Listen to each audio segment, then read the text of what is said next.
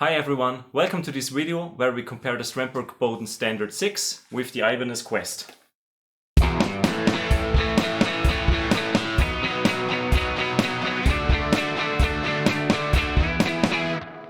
Let's start with what they're having in common. That's obviously they're headless guitars and they're both made in Indonesia. That's pretty much where the common things end. Exactly. Let's start with the neck. The Strandberg Boden 6 or all Strandberg guitars have an Endure neck profile, which is very it's special and it's unique to Strandberg. It's a patented design with flat areas, and the Quest has a wizard C neck. Yeah, it is a rather thick neck, I would say.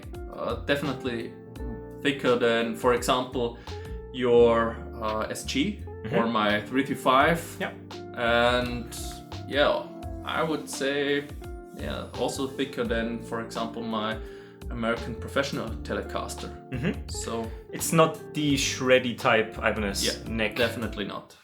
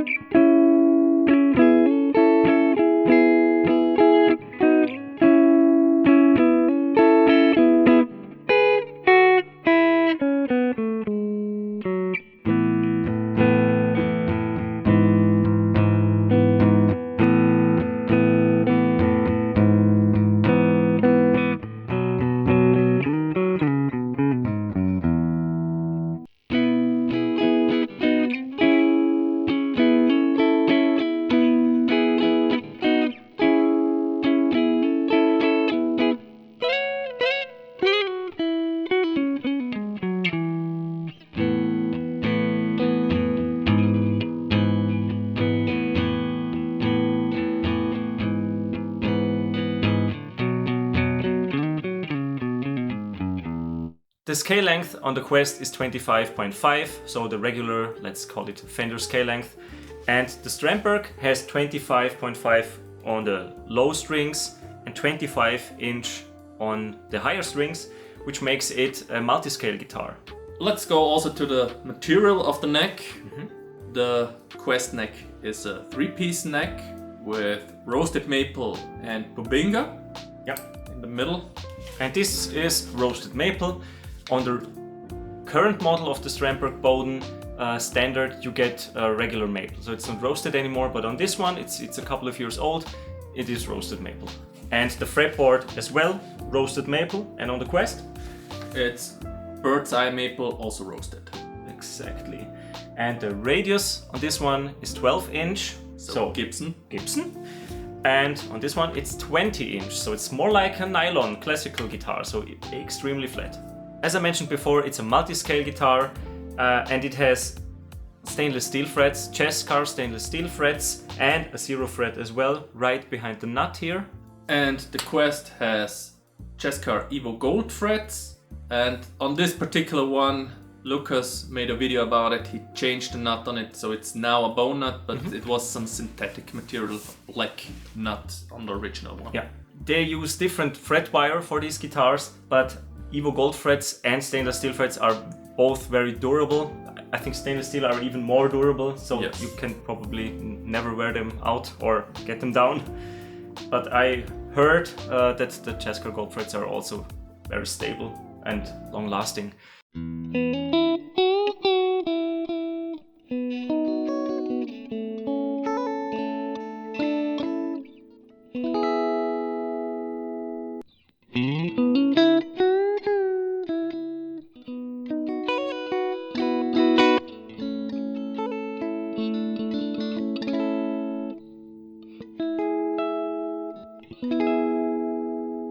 Due to being headless guitars, they obviously have a tiny headstock. There's a little bit of material here, the Strandberg, but you will usually not get it, or it will not fit in a regular wall hanger like this. I use a string swing ukulele wall hanger, which works. I made a short about that as well. I will link it up there so you can check it out. And works just fine with that one, but it's really the only one that works. And over here, you can see it's a little bit wider Which is just enough to use it with the Hercules hanger if you use the additional rings that come with them. So this one is a little bit easier to hang in the wall due to the size being a little bit wider. But both of them fit tuners, so that's no problem. A headstock clip-on tuner still works. So that's, For example. yeah, let's show, don't tell. No problem at all. That works just fine.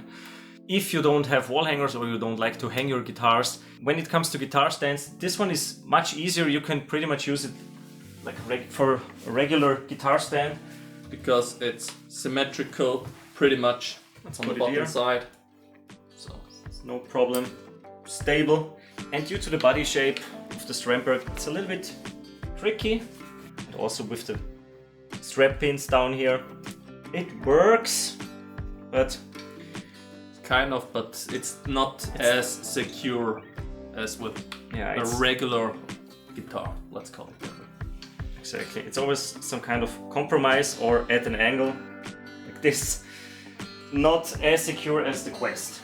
And that's the reason why I hang it on the wall. The body on the Quest is really slim.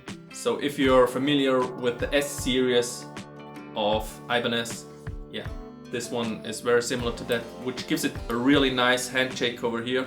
Yeah, the bodywood itself is Nieto, no idea how you pronounce that one. And the top is Poplar Burl, and you can see it where there is a branch on this particular one. If it's a veneer, it's really a thicker one. It's not totally thin about it. So yeah, this one has really also some depth to it. I think it looks beautiful. I totally agree. I like it a lot. There are also other Quest models that have a solid blue top or finish in general, where you don't have the wood grain, of course. But I think it's quite a nice aesthetic, and I like it a lot. Coming to the Strandberg, this one has an American basswood body. Put it this way. And as Martin mentioned, it's a little bit thicker, or let's say it's a regular size or a body thickness, like a Strat, for example. And you have a maple top, which you can also see, and a flame veneer as well. And everything is made in blue, and it looks like binding around here because they just taped off the maple cap most likely when they sprayed the finish on. In terms of comfort cuts, let's put it this way again. You can see it's a pretty big belly cut, and it's very comfortable. The Quest also has belly cut over here. Also a very long, very pronounced one, especially considering the thickness of the guitar. So yeah, it gets to about, what is it, a centimeter width on the edge. A little bit more maybe, but maybe it's a little bit more thin. 1 to 1.5. So, and for the forearm you also have a carve here or a contour, but the edges of the body are a little bit pointy, so it's just not as comfortable. Personally, I think it's a little bit poking you in the arm, not in the belly.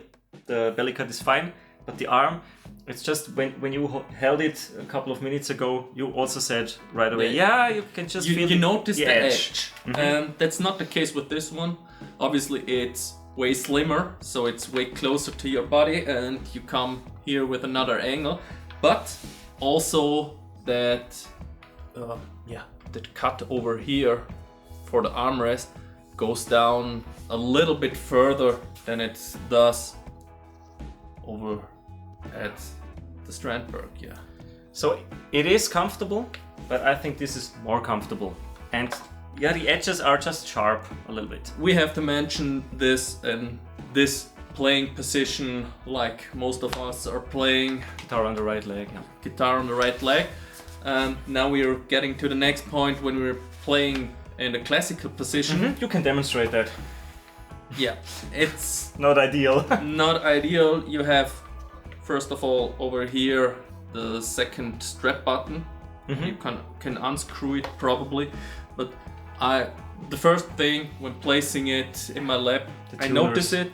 I notice the tuners. I notice also this corner here, corner and this corner just right on the leg, so it's not really sitting in your leg like another guitar, for example. Yeah, and you can also not. You can, but it's just on the round part. And then you have the next problem. Down here is the output jack. So if you place it like this, you have the output jack poking out. You have, like this, you get the output jack out of the way. Yeah, it's just not meant really for the classical playing position. So either on the right leg or standing up. Yeah, works fine. Works fine, no issue with that, but definitely not sitting in the classical position.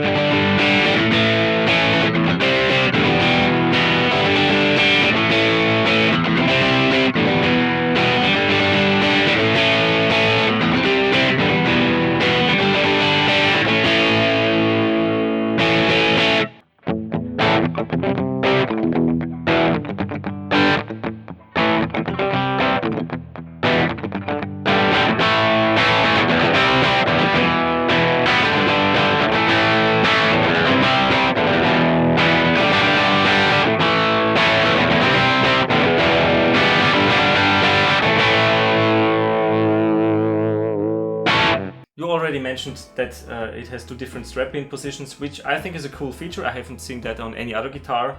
It's cool because it makes it symmetrical if you stand it or put it on the floor, and depending on how you want to wear your strap, you can put it either here or here. So that's a nice feature. And the other one is on the upper horn, which is pretty standard, I would say. On the Strandberg you have the strap-in here on the upper horn, but on the back side, so it's not here on top, which is, I think, the only guitar in my collection that has it this way, and I don't love it because the strap gets twisted a little bit sometimes.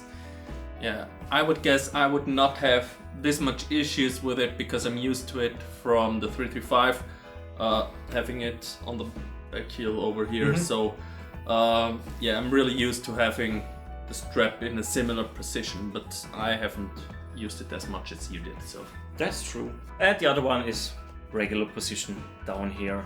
Now let's continue with the different playing positions of the Strandberg. Martin, can you please demonstrate the classical position? Yeah, obviously you can have it over here like this. That position I call the rocket. Yeah, on the right leg, with that cutout, it's pretty much anywhere like this. And the tuners are out of the way. Out of the way. And also, you can also place it like this. You will have to have the legs closer to each other like this, but this cutout over here makes it rest nicely on your left leg as well. Obviously, that normal position also with the same cutout also works fine. Yeah, so these two really allow you to play it perfectly pretty much in any position. This is a great angle you can not achieve with any other guitar sitting down, I think. Or you need an accessory or something to put the guitar in this position, but it's just included with the Strandberg, which is and really unique. What also makes it really favoring this position as well is the position of the output jack. That one is back down here. Let's plug it in. So when we are having the cable over here, it goes upwards. So if I place it over here like this, no issue. If I place it over here, just lies right over my leg. It's not in the way. Not in the way in any shape or form. Yeah, it's like really with this one.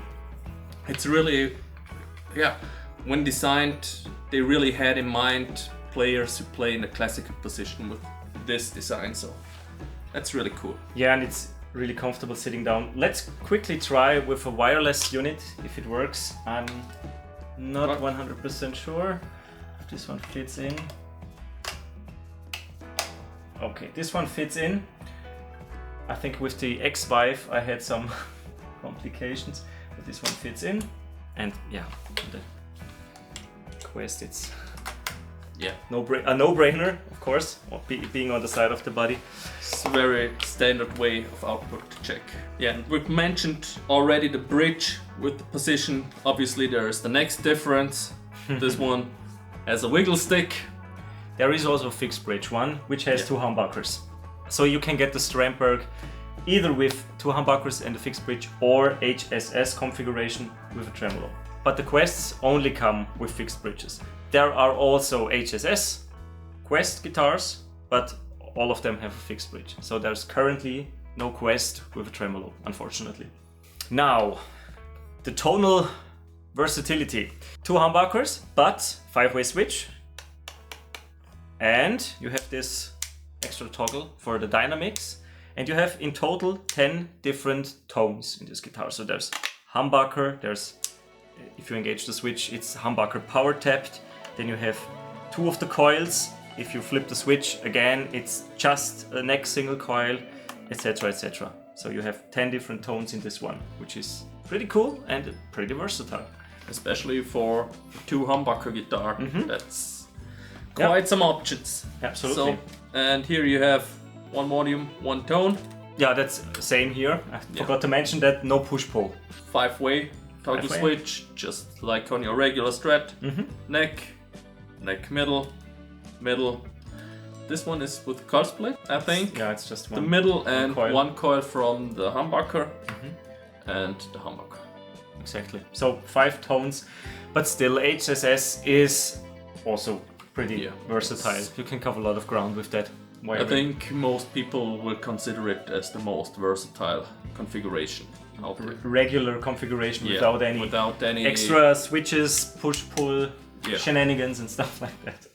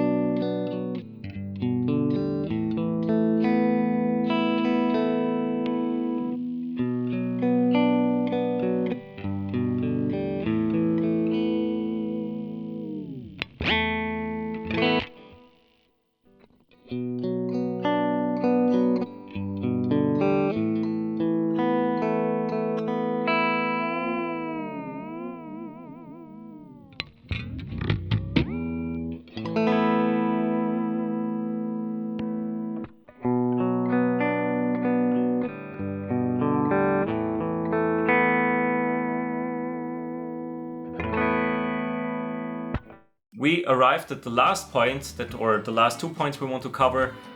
How much does the guitar cost and what's included with it? Let's quickly start with the Quest.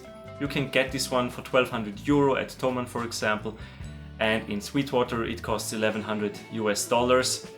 And you get a gig bag as well, which is this one. So it's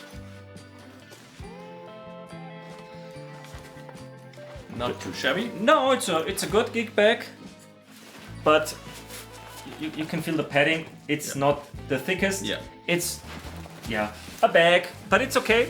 It's good. When we're talking about the gig bag, just let's continue with the one from Strandberg. I think this is a different level. You immediately notice that there is just a whole nother level of the gig bag over here. Let's put this down quickly.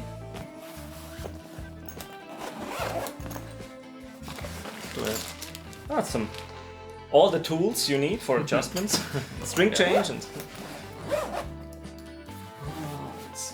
with the Swedish flag on the side. I think that's a nice touch. a nice detail for sure. Yeah, that's cool. Yeah. It's really nice inside as well. So this one's really high quality. Yeah, and yeah, you pay a little more for this guitar, right? Yeah, it's around 800 euro. The NX, I have to mention that this is not the current Boden standard. The current one is the NX, and that one costs around 1800 at Thomann. And I don't know why, but it's a little bit more expensive at Strandberg directly. I think it's around 1900 there, and in the US it's around $1,800 US, 1750. I saw it on Sweetwater for that price. So in comparison, $1,100 in the US for the Quest versus, let's say, $1,800, $700 price difference. It's almost a different price level. Almost, but I would argue you get also something different. Because with the multi-scale over here, with the stainless steel frets, that special neck profile, which I have to say I'm not the biggest fan of, but that's also due to my playing style. Speaking of that, I'm playing a lot with the thumb over the fretboard. In the Hendrixy style. I'm not doing all too much of the Hendrix stuff per se, but the chords, bar chords, I'm playing with the thumb over it, which this guitar is certainly not designed for. That Endure neck is designed to have your thumb in the perfect position for classical. And it's guiding the thumb. And it's just the way you mentioned, you demonstrated it. It's really guiding the thumb. It's guiding the thumb in the perfect position for that classical way of playing. So in a more shreddy way, let's call it that way. And it's really great for that. But as soon as you go with the thumb over it, that harder edge over here, that one is, at least to me, not really comfortable on the thumb, and I don't like it for a prolonged time of playing. And this is why this guitar would be my choice for more bluesy, more classical, not the wave of classic guitar, traditional feeling. More traditional blues guitar player style with a more traditional feeling. This one would be my choice. For everything else, I would say, this guitar is also just a slight level above this guitar. I agree. It's a little bit hard to put in words, but when you play them side by side, this one just feels a little bit higher quality overall. The materials, the different parts of the guitar, the frets as well, and just the way it's thought out, the design and everything. I would also say it's worth the upcharge. It just feels a little bit more premium. Let's call it that. And it's something more special also. Exactly. There's one final comparison just as a demonstration. This one is rather traditional. If you look at the body, this is an Ibanez AZ Premium, and of course you have the tuners here for the Headless, but it's like this one cut out and with the headstock as well. The tuners cut off and then you put the locking system up here. So it's, let's say, traditional but still a Headless kind of. Or how would you summarize it? The Quest. It's a fairly traditional guitar for guitar players, just as mentioned. For a blues rock player, will certainly like, I would say, certainly like this guitar for a Headless guitar. Yeah.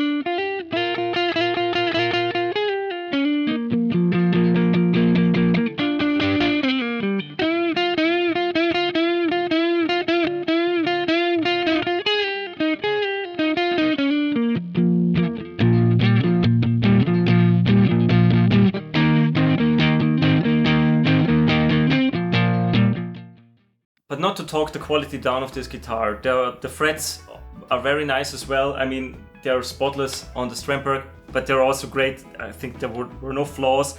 Really great feeling jumbo frets on the Quest, and there were no QC issues as well. So no problems with either guitar. If you want to try something new, maybe try the Strandberg, because like Martin said, it's just a little bit more extra and some cool features you only get with Strandberg guitars. And this is, if you want to try headless but you're still hesitant, more the traditionalist and want a light one guitar. for traveling, for example. Traveling, it's perfect with a small little practice amp. This is my travel guitar of choice, or this one, just one of them. But yeah, it's a great guitar, and I'm happy to have them both. And with that, I think we can conclude this video. If you have any questions about the Strandberg or the Quest, leave a comment down below. I'm happy to answer them. And if you want to share your headless guitar story, also feel free to leave a comment down below. We would really love to hear you about your experiences. And with that, thanks a lot for watching. See you in another video. Bye bye. Bye.